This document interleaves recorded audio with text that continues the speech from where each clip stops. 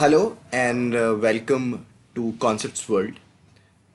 At Concept World, we believe that concepts are necessary for an individual growth, whether it is personally or professionally. So, this platform will give you the concept understanding ranging from finance or marketing or technical topics like computer science. So, if you like the video, or you like the explanation, please like, share, and subscribe so that everybody can learn. We usually don't say you as a viewer, but we say as a learner because you have come to our platform to learn something. So, with this, we will start today's topic, which is product life cycle. So, you might have heard about this term, which is product life cycle. But do you know that how to implement it, how to use it effectively whenever you see such scenarios around you, how you can use it? In between video, we have also put some thought starters so that you can link the concepts which you have read somewhere here and have a better understanding of this term. So, what exactly is product life cycle? So every product, whether it is consumer durable, whether it is a small product, pass through several stages, and from the time it enters into the market till it becomes obsolete or it fades away. So it's a continuous process. While some product will pass through all the phase very quickly, or some will remain in certain stages for some time or longer duration. If we see the graph of product life cycle, there are four phases. One phase is development or introduction. Second phase is growth. Third is maturity. And fourth is decline. Now, if you see the x-axis, it is basically representing time and the y-axis representing sales. So if you see the growth phase, with a lesser time, the sales zoom. In the maturity phase, as the time passes, the sales remains more or less stagnant. But in decline, when the time passes, the sales drop. So that's why the shape of the curve in sales and time is like this. If you have some questions in mind, which you will surely have, so for example, how can I apply this in real life scenario? So can I apply to any product which I see around me, or can I apply to some product which I'm handling in office? What type of decisions you can made? So you know the product life cycle, but will it suffice or ask you to take any decisions based on that? Now you will see a product. How can you say that which stage is it in? So that's the third question which might have in your mind. And the fourth question is, suppose your product, you're able to identify that my product is in this stage. So how will you know that the phase will be of longer duration or will be a shorter duration, and what you can do so that a particular phase either fades too early or it stays longer in that duration? So we will answer all these questions, or we will try to answer all these questions in the video. So to answer all these questions, let's quickly go through the different phases that comes. So first, the development or introduction. So what happens is, in this phase, product is just introduced in the market. And when something is new or something you are developing, there are different unknown challenges. Some challenges may be internal, where it might take too long for someone in the production department to produce the product, or there are some external environments such as politics, which might delay your development or introduction phase.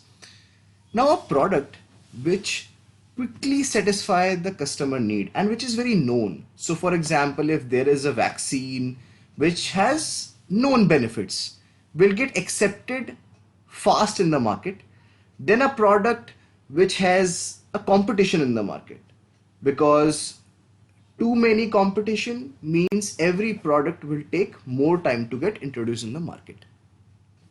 Sales, of course, as we know from the curve, the sales revenue will be less. If the product development cost is more, then of course the cost for developing a product will be more. And because the market is still building, so you can't just rely on a good number of sales in this phase. And of course you need the retailers, distributors, in your sales team, the sales guys who have better experience, who know to sell the product. You rely on that because your product need a push. Now the question, one of the thought starters which I want to introduce here is, with these number of set challenges which you or any product have in the development or introduction phase, do you think that you should be the first one to develop a product, or should you wait for someone to develop a product, and then if it is accepted well in the market, then you come up with your product as a second player? So this is the thought which I want to introduce, because if you are not the first one to introduce a new product in the market, then of course you will not be facing all the unknown challenges which are there for a pioneer or the first product.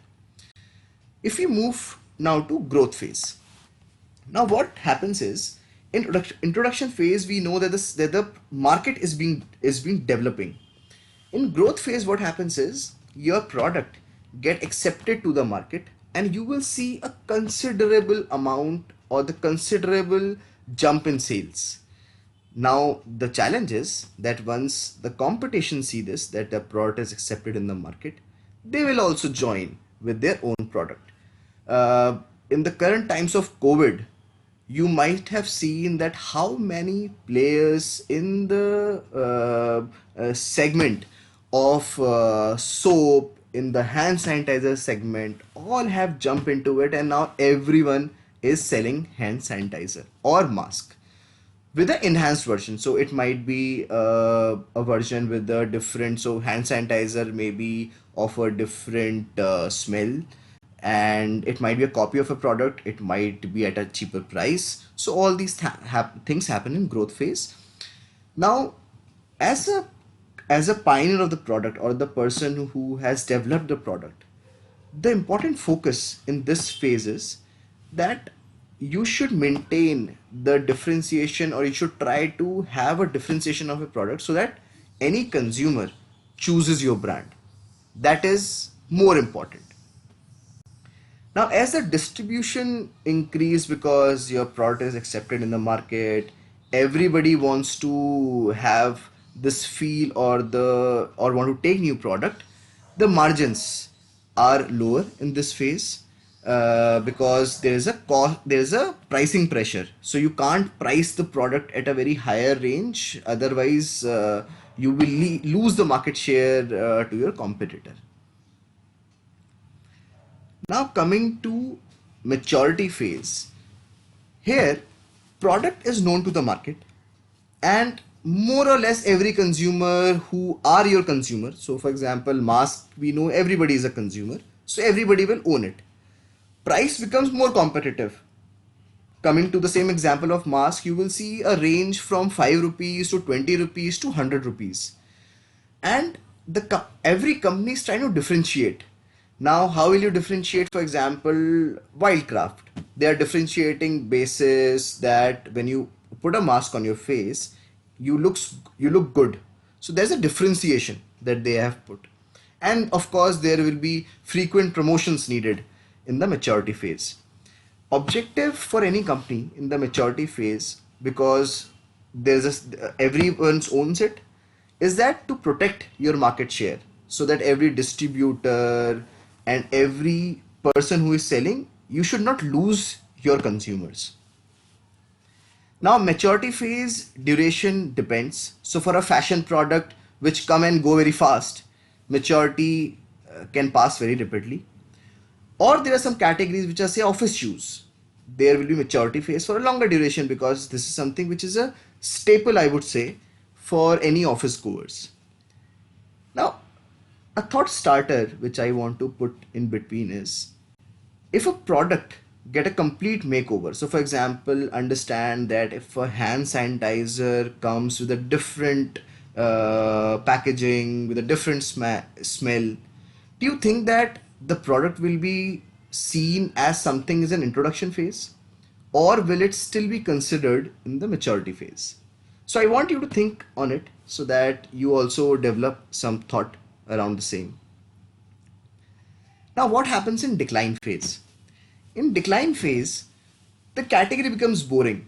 So, and what happens is, all the big firms who have cash, who have enough brand equity in the market, because the lower margins will exist, they will always remain in the market and try to either shut the business of small businesses, or they try to acquire it. In this phase, company always find newness in the category. So they, whenever you see, so for example, a product like Liril soap, now you, the promotion that you will see it, that is new and improved.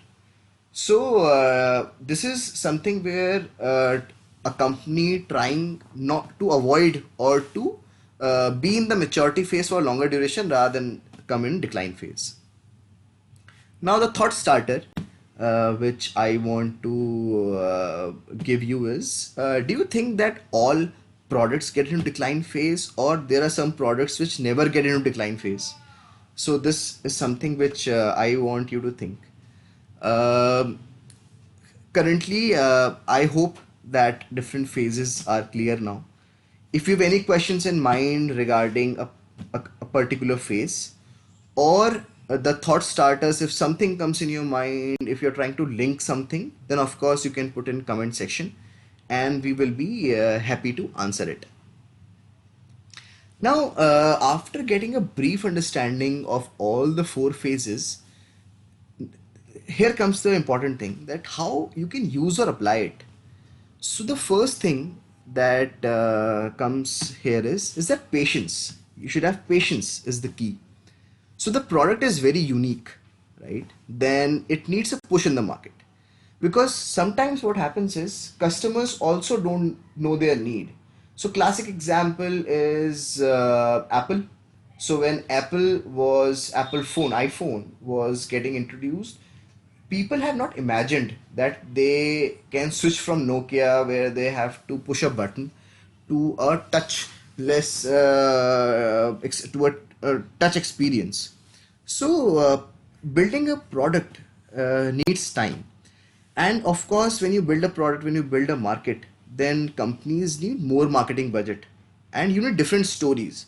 So, for example, story for an iPod was that you now can have songs in your pocket. So that's a story which Apple has built.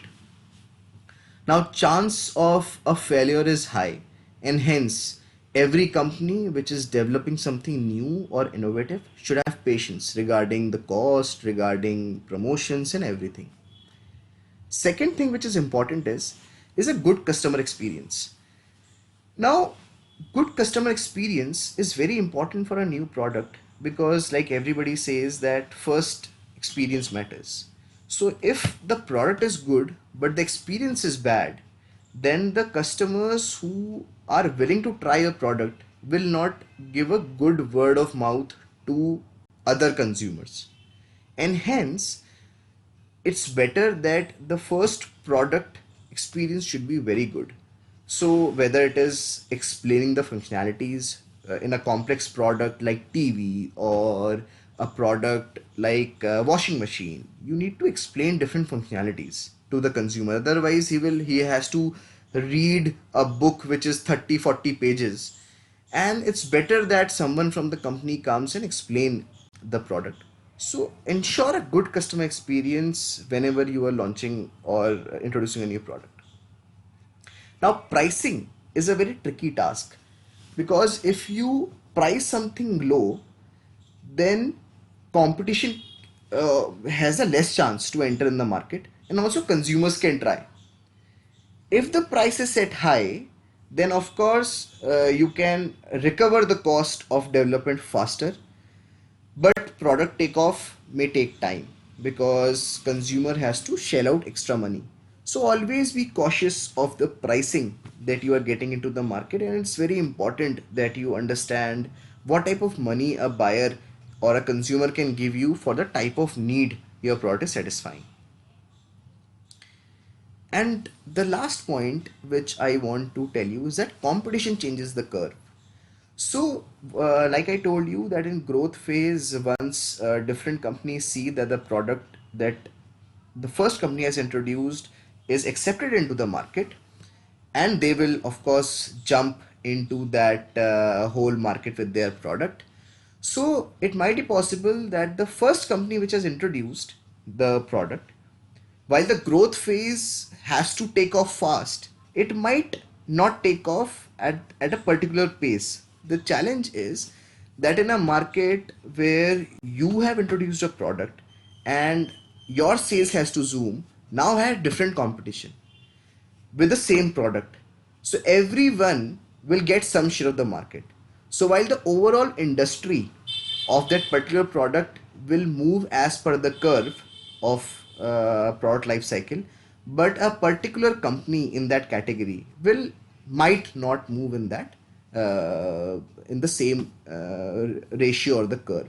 So always be mindful that whenever you are launching a new product, what a competition can do to your curve. What companies do in these kind of situation is they try to take up the intellectual property rights so that nobody can enter with a similar kind of features or functionalities, and by that they try to predict the curve.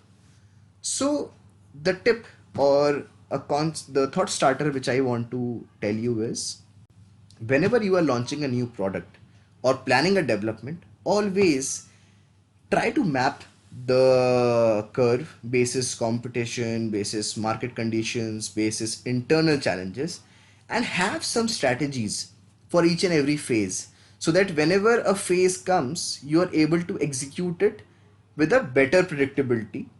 And of course to your management, that what type of you can tell to your management what type of strategies you have applied in a different phases.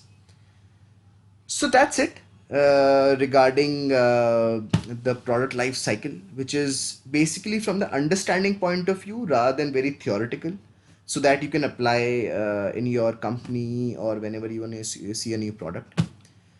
Uh, like I said, you are a learner, so congrats. You have learned a new concept today. If you like the explanation, like the video, just subscribe it so that you can stay updated of the newer concepts and that understanding which we will come in the future. Thank you, and keep coming to our channel for a learning concept.